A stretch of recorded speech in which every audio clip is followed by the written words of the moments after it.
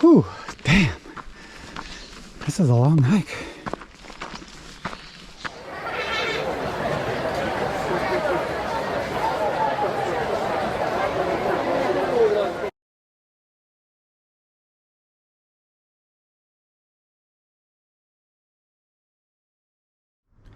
Hey, do you want to go on a hike? Let's go.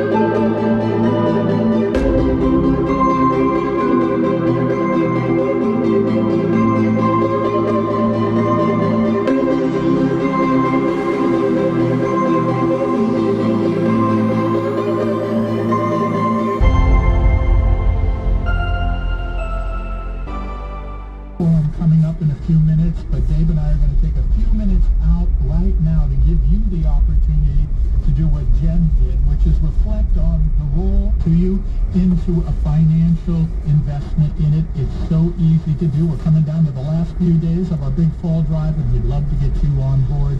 You can get on board by dialing 1-800-937-8850 or go to KQED.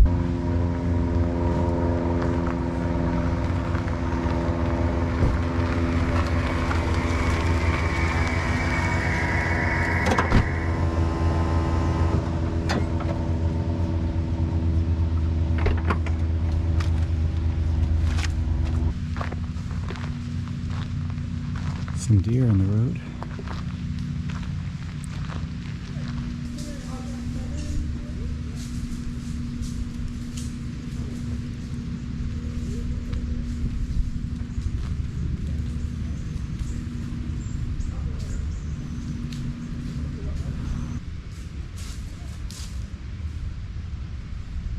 Hey.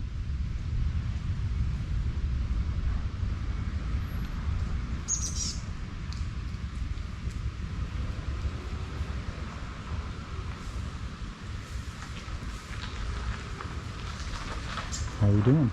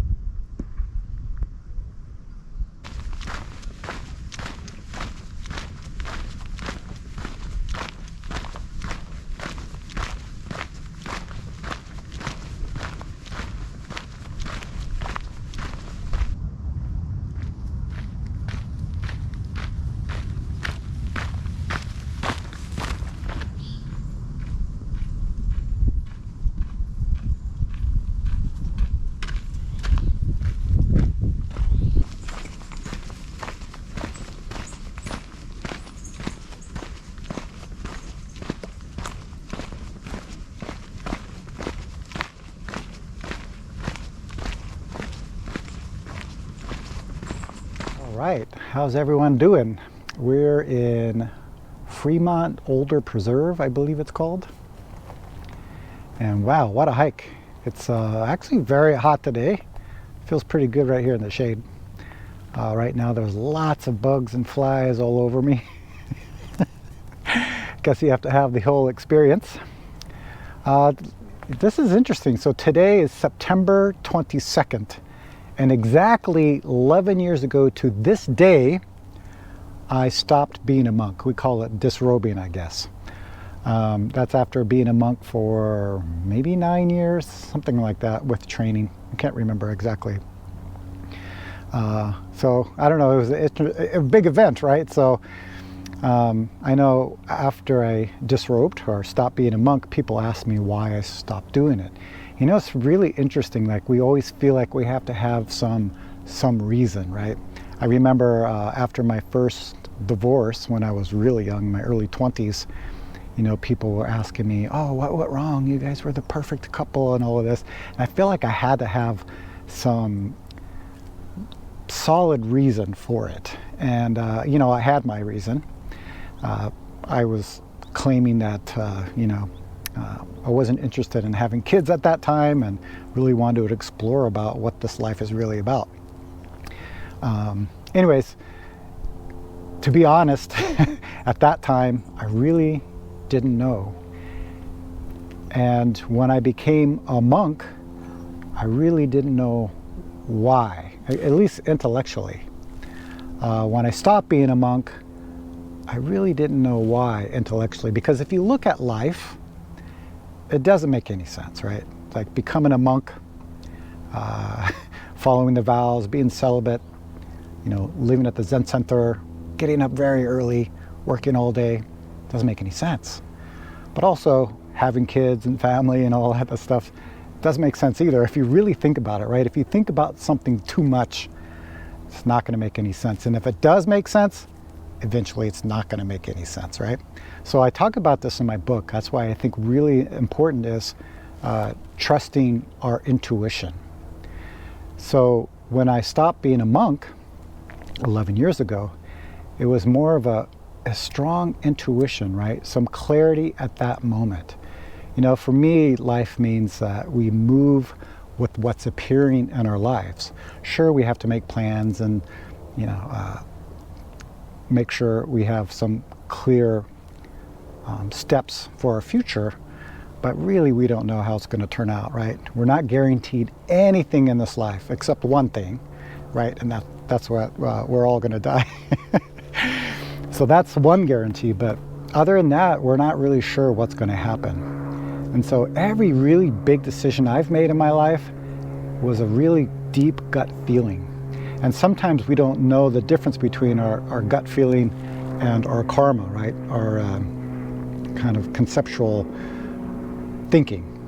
So that's why practice is very necessary, right? We can see thinking exactly how it is, and we can start trusting and relying on our intuition in our lives. So I always say, if you've had one-on-one sessions with me, if you live your life and depend just on your thinking, the natural result is going to be dissatisfaction.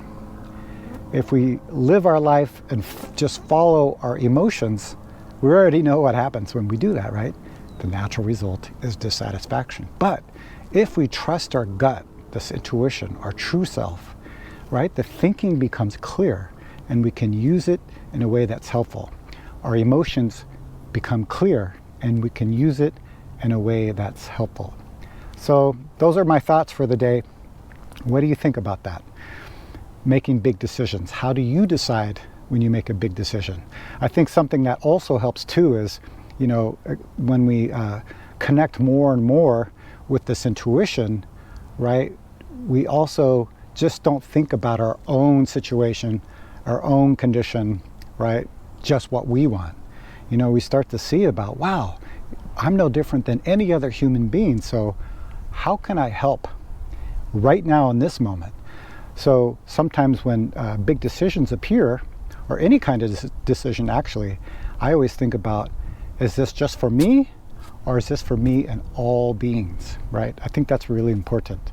So it's having kind of this direction of helping others, and I think that happens naturally because if our mind's clear, we connect with everything and everybody that appears in front of us, right? So that makes our direction clear, and then just trusting our gut, trust our intuition, right? Because like I said, we have only one guarantee in this life, and we don't even know when that's going to happen, right? We think it's going to be later, but we don't know that.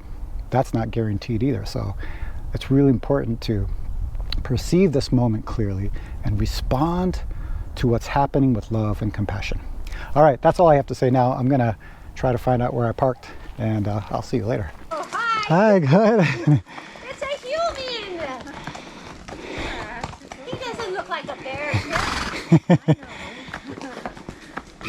Did you hear us? Yeah, I did, yeah. Okay. We didn't scare you. Oh, no. We No. just saw us. Yeah. Enjoy your hike. Thank you. Enjoy your ride. Back to Darren.